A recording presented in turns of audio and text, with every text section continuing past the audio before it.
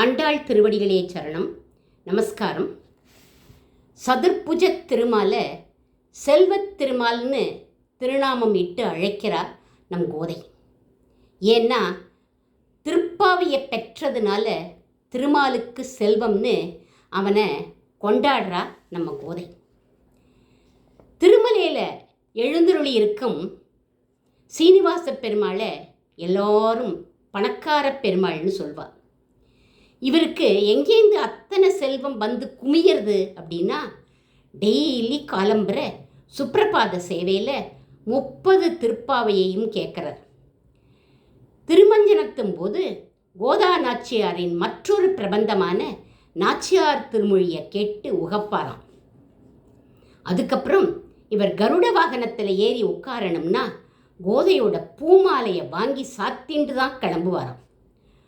சூடி கொடுத்த சுடற்கொடியாக ஆச்சே இவள். அதனால திருப்பாவை கேட்டால் செல்வந்தர் ஆயிடலாங்கிறதுக்கு சாட்சி யார் அப்படின்னா திருமலையப்பன் தான். செல்வத் திருமாலுடைய கண்கள் சிவந்து இருக்கு. செங்கண் திருமுகம் அப்படிங்கிறா கோதை. கோவிந்தனை தனக்குள் கொண்ட கோதாவின் சப்தம் கேட்டதும் கோபாலன் ஓடி வந்துட்டான். மாடு கன்றுகளை ஓட்டிண்டு போனவன் திருப்பு ஆவை அப்படின்னு சொல்லிட்டு வந்துட்டான். ஆ அப்படின்னா மாடு. ஏன் கோதை வந்துட்டா கிடைக்காத வஸ்துவான திருப்பாவை கிடைச்சுடுத்து அதை கேட்கணும்னு ஆசை. அதை கேட்டு கேட்டு இவனுடைய கண்கள் மலர்ந்து சிவந்து போயிடுதான்.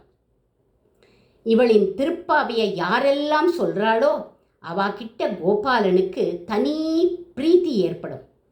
இவன் பிரசன்னமாயிட்டா என்னதான் நமக்கு கிடைக்காது? எல்லாமே கிடைச்சிடும். ஒன்றே ஒன்று தான் நமக்கு கிடைக்காது. என்னது அப்படின்னா, அது வேணும் இது வேணுங்கிற புத்தி நமக்கு கிடைக்காது. ஏன்னா அவன் சந்தோஷப்பட்டுட்டான்னு தெரியுது.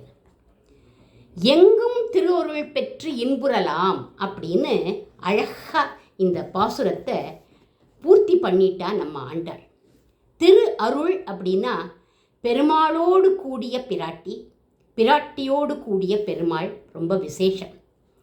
திருவில்லா தேவரை தேரேன்மின் தேவு, மகாலட்சுமியோடு சம்பந்தம் இல்லைன்னா அவனை நான் பெருமாள்னே ஒத்துக்க மாட்டேங்கிறார் ஆழ்வார்.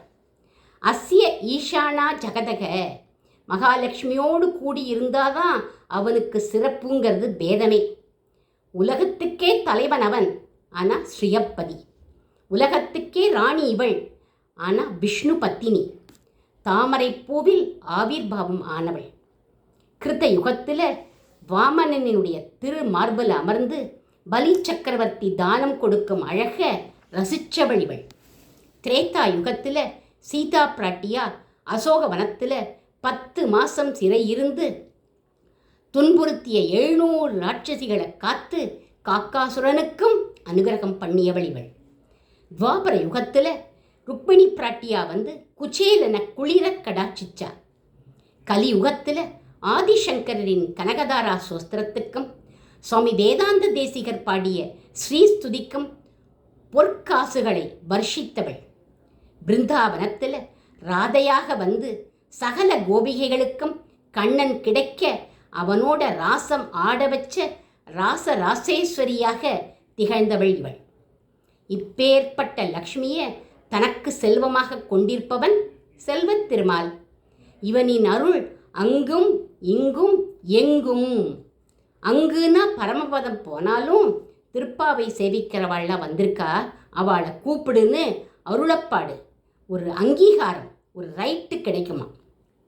இங்கும் அப்படின்னா இங்கே எந்த திவ்ய தேசத்துக்கு போனாலும் எங்கே போனாலும் திருப்பாவை சேவிக்கிறவான்னு நம்மளை கொண்டாடுவாளே தவிர வெறுக்கவே மாட்டா யாருமே. ஏன்னா செல்வத் திருமாலின் சந்தோஷத்துக்கு நம்மளாம் பாத்திரமாயிட்டோம் அப்படின்னு அர்த்தம். உயர்ந்த இந்த திருப்பாவையை நித்தியம் சொல்லி ஆண்டாளின் கிருபைக்கு பாத்திரமாவோம்.